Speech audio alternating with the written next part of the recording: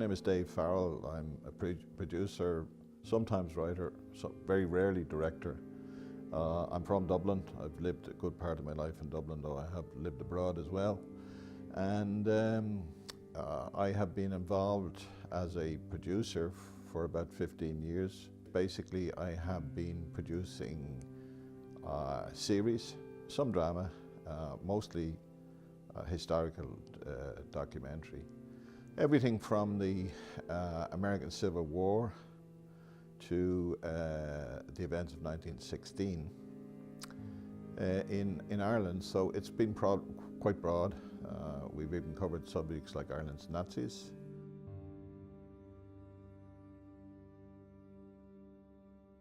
You know, people talk about following in your father's footsteps.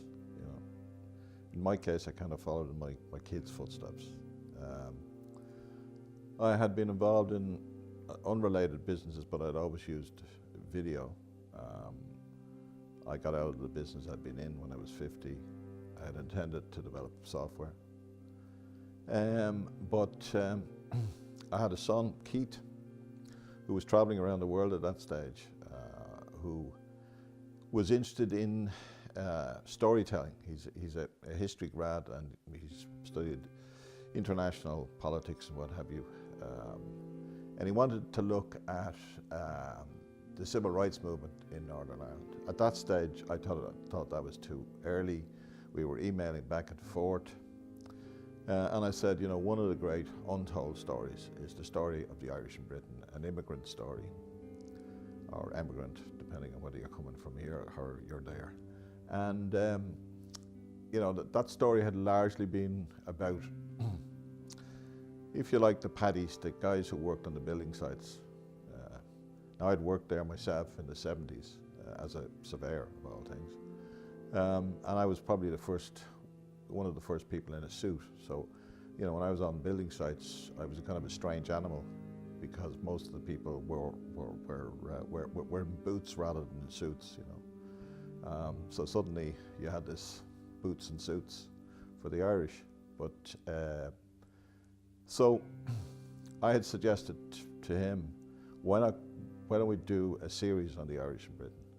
You know, which was a great idea. The only problem is we knew nothing about making films or making documentaries. So what happened then was Keith got it into his head that he wanted to go to film school. He went to Bournemouth. I, by accident, a lot of these things happen by accident in life, as you're going to find out. I, by accident, met at a dinner one night, about 10 people. There was a guy who was very quiet at the end of the table, and somebody asked him, "What you do?" And he said, I'm a documentary maker, you know, a filmmaker. So I leaned back in my chair and I said, "I want to talk to you next week." So a combination of trying to make this series. Keith was in college. My younger son was also interested, and meeting up with this guy. So that was basically, you know, how it started. Subsequently, I took a look. I did a kind of an evaluation of what he did and his business, and I came to the conclusion that there was no business. And the reason for that was very simply that at that stage, you basically had only one potential client in television in Ireland, maybe 1.5, which is RT and TG4 at that stage, you know. And that's not a viable business.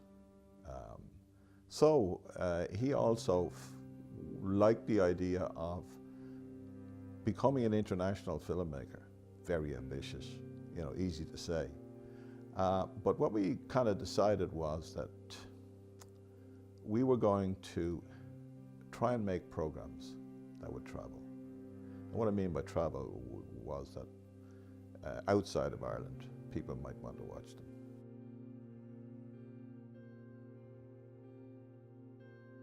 Opportunity. Well, opportunity and interest, really. In the documentary arena, and particularly if you're doing a historical documentary, it's all about dates. It's all about anniversaries, because that's when the publicity is going to be there about them.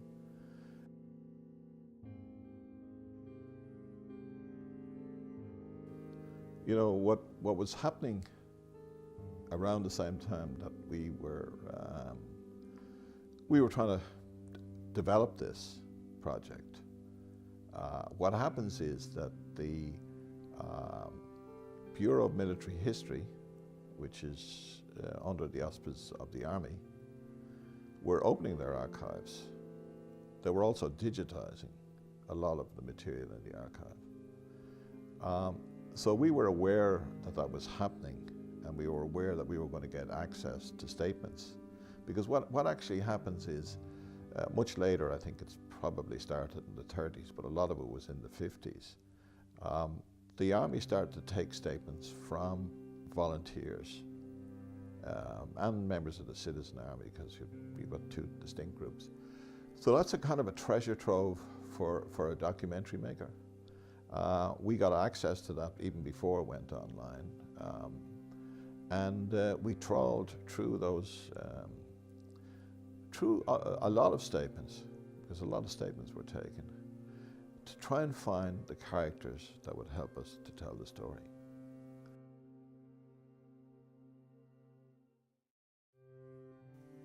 Whatever the film sparked in people, and because we had looked at the stories of ordinary people started to get in touch with us to say, can you help us tell our story? And we were suckered in.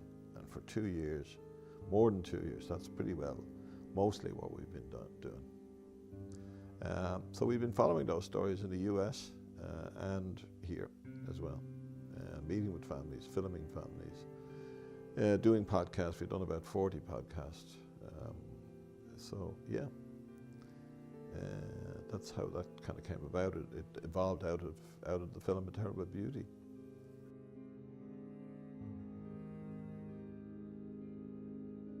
You know, we have limited resources, and because this is a not-for-profit project, a lot of it being personally funded, there was only so much we could actually film, and we were doing that ourselves in much the same way as you guys are doing this today. It was the same kind of style, you know. So some of it was opportunity, some of it was the characters were so strong they were worth doing. We had somebody here who was working, who is primarily a sound person, so he, you know, he was the one that kind of said, well, what about doing podcasts? And we said, yeah, let's do the podcast. Some of it, if you've listened to any of them, are actually family members either reading from statements. In other cases, it's actors that have read for us. So that decision really was partly based on opportunity, partly based on the right characters to tell the story visually, rather than an audio production.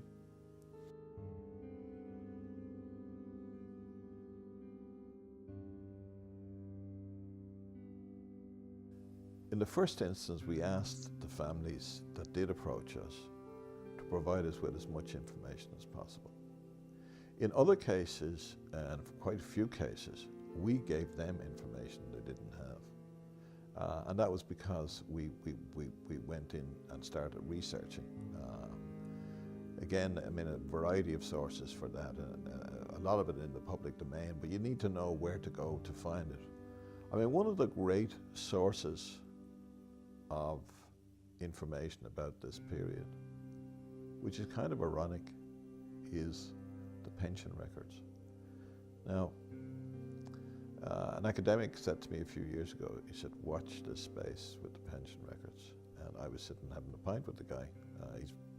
It's actually Ewan O'Halpin, he's professor of history in Trinity.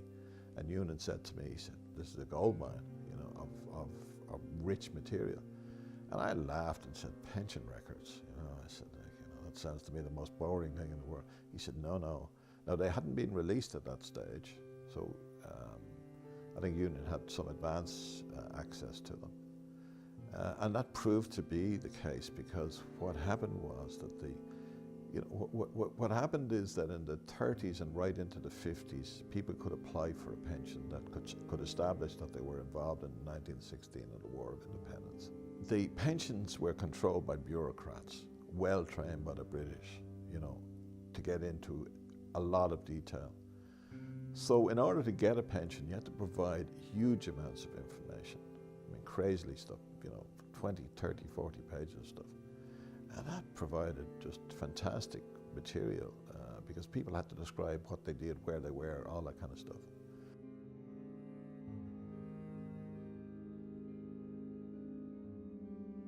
Yeah, it's funny, I mean, when you look at documentary making, you know, going right back to Misha era, a lot of it had been kind of idealized, and idealized Ireland even in documentary making. A lot of it was kind of influenced by you know, the BBC.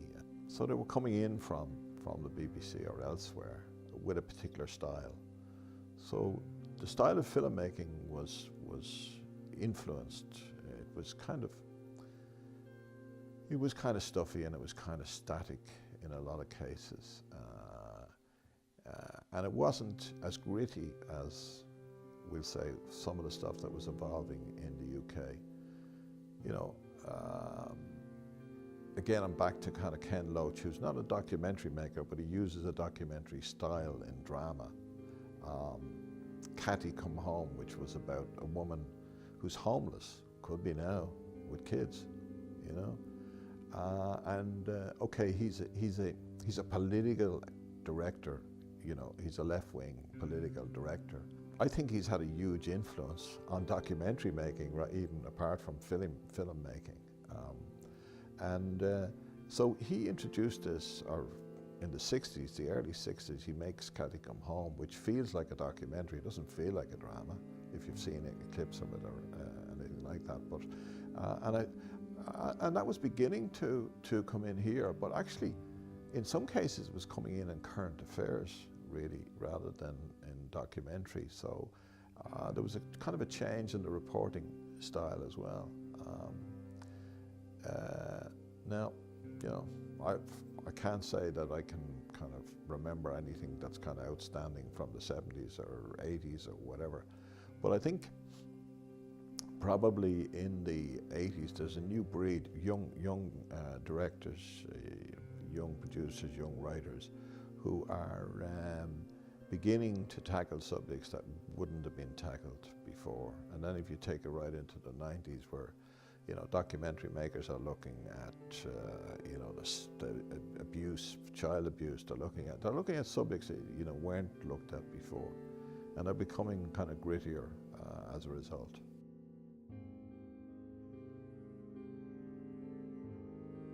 One of the ones that I liked was Alan Gilston. Is a great director, documentary maker. He's done things like The Asylum. I like his style. His style is kind of different. It's quirky. The shot isn't the kind of shot that you'll see. I can't even explain what the shot will always look kind of different. But he did a feature doc called The Yellow Bitterman, which is basically the story of the Clancy brothers told by Liam Clancy before he dies. And Liam Clancy probably knows that he's going to die.